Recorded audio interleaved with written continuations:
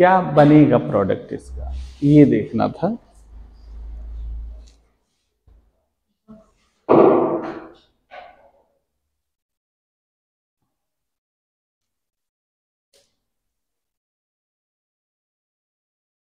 अगर पहला रिएजेंट इसमें काम करेगा तो ये क्या बनाएगा? सबसे पहले कार्बन आयन बनाएगा। रिएक्शन वही है जो मैंने बताया था, सेम रिएक्शन, हाँ वही है, निस्टनबू ही है। तो उसमें आपका यह है कि केवल हमने यहाँ पर PPH3 और डेड को नहीं लिया है, दो को निकाल दिया है। लेकिन यहाँ पे बेस है, इसे कार्बन आयन बनाएगा, कार्बन आयन यहाँ से अटैक करेगा, Br को हटाएगा, फिर बेस मतलब डबल जिसे कहते हैं एक तरह से, जो हम लोग पढ़ते हैं एस्टोएस्टिक एस्टर या एस्टोएस्टिक एसिड के प्रिपरेशन में यूज किया जाता है, सेम उसी तरह से इसमें भी है। तो जब कार्बन आयन बना तो यहाँ अटैक करेगा, न्यूक्लियोफिलिक Br निकलेगा, CH जुड़ जाएगा, फिर ये एसिडिक प्रोटॉन है, फिर बेस लेगा, फिर कार्बन आयन बनेगा, फिर ये इस पे अटैक करेगा। तो अटैक करने का मतलब क्या मिला कि ये दोनों Br यहाँ से गायब होंगे, ये किससे जुड़ेगा? C से। भला हाँ, मतलब अगर हम रिएक्शन को सिंप्लीफाई करते तो यहाँ से दोनों Br दोनों H। अब ये जब जुड़ गया तो कितने मेंबर का ये रिंग बना? 5 मेंबर। 4 कार्बन इसमें है, 1 2 3 4, एक है 5, मतलब एक एक स्टेप। अब उसके बाद अगर हाइड्रोलाइज करेंगे एसिड बन जाएगा, डाई एसिड बनेगा, तो CO2 एक निकल जाएगा, तो साइक्लोपेंटेन 1 ओइक एसिड, तो साइक्लोपेंटेनोइक एसिड बन जाएगा। मतलब यहाँ पे जो फाइनल प्रोडक्ट बनेगा वह ये बनेगा, ये COOH। अब इसका फर्दर रिडक्शन भी दे सकता है या डिकार्बोक्सिलेशन कर सकता है, साइक्लोपेंटेन में ले जा सकता है। तो रिड्यूस कैसे ये बना है? तो बनने का मतलब यह है कि सबसे पहले है, अगर आप देखें तो ये दोनों मिलकर के पहला स्टेप जो इसमें होगा कार्बन आयन का फॉर्मेशन। तो कार्बन आयन तो बड़े आराम से बना लेंगे, कोई दिक्कत है नहीं।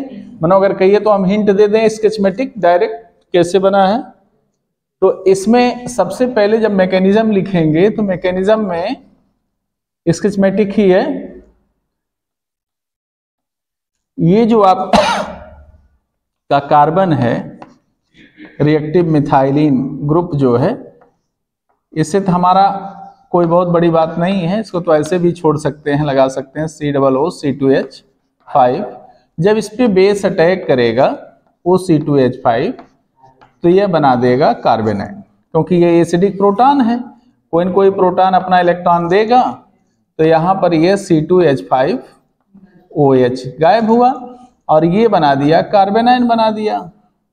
एक H बचा हुआ है, इससे जो लगा हुआ है COOC2H5 COOC2H5। अब ये कार्बन आयन स्टेबल है, क्यों? क्योंकि इनोलेट बना लेगा, क्योंकि इनोलेट बनता भी है, तो ये कार्बन आयन जो है स्टेबल है due to the formation of enolate ion via resonance. कितना दिमाग में आपके रहबे करता है। अब ये कहां अटैक करेगा? इस पे जाके अटैक करेगा।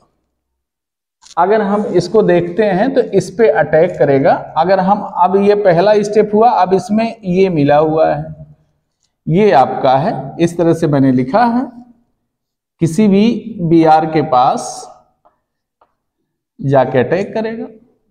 अब ये कार्बन आयन जब इस पे अटैक करेगा इस कार्बन पे, तो Br को क्या कर देगा? निकाल देगा, ये बन जाएगा, ये निकल गया Br, माइनस चार्ज बॉन्डिंग होगी ना, न्यूक्लियोफिलिक सब्स्टिट्यूशन हो गया SN2 टाइप। तो ये जब अटैक किया यहाँ पे तो बना क्या? जैसे था वो तो वैसे ही लिखा हुआ है, यहाँ पर एक Br बचा हुआ है और यहाँ पे आके क्या लगा? कार्बन, ये वाला जिसपे क्या लगा हुआ है? एक H लगा हुआ है और आपके दो ग्रुप ऐसे लगे हुए हैं COOC2H5 COOC2H5। फिर हमारा बेस ऑलरेडी है ही है, फिर इसमें बेसिक लें ये भी निकल सकता है, यहां से भी आप चाहें तो निकाल सकते हैं, लेकिन सबसे ज्यादा एसिडिक प्रोटॉन कौन है? मोर एसिडिक है।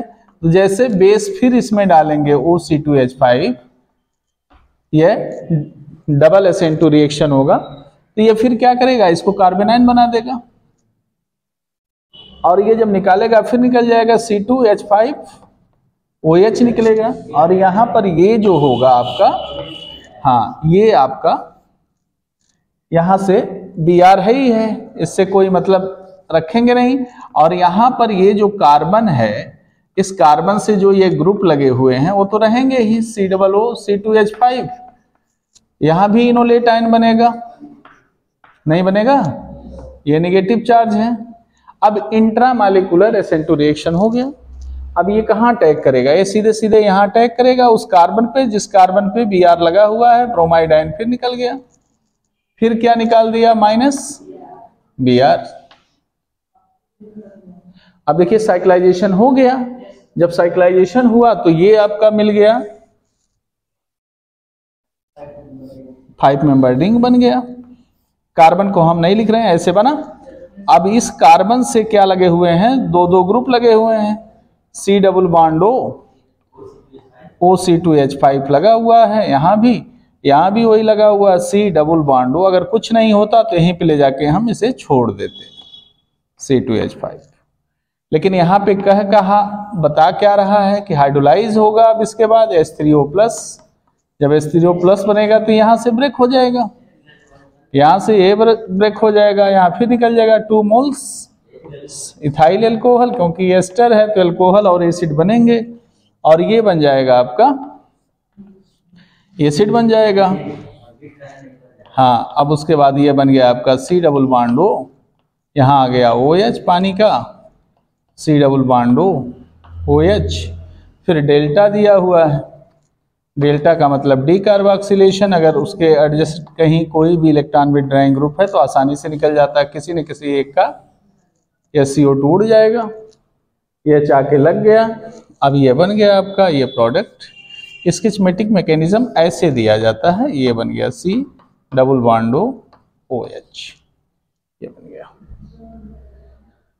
तो ये अगर आप एग्जाम में ऐसे भी लिखते हैं तो भी पूरा नंबर आपको मिलेगा, बिना किसी स्टेप की। फॉर्मेशन ऑफ कार्बेनाइन या फॉर्मेशन ऑफ एनाइन, जो भी आप कहते हैं, तो ये बिना किए आप नंबर पा सकते हैं, पूरा का पूरा बिना स्टेप डाले। आपको इस तरह के रिएक्शन अगर आते हैं तो आप कर सकते हैं। तो उसी में कभी कभी ऐसा होता है कि क्या बनेगा, एक दिए थे इसके पहले, एक ही हैलो था, लेकिन एल्किल के जगह पे एल्कीन था ना, डबल बॉन्ड। तो उसमें इस तरह से, उसमें क्या था, तो उसमें जो एल्कीन बनेगा वह मोर एल्काइलेटेड होगा तो मेजर प्रोडक्ट बनेगा। इसमें ऐसा कुछ नहीं है कि कोई मेजर होगा कि माइनर होगा, उस तरह से आप ले सकते हैं।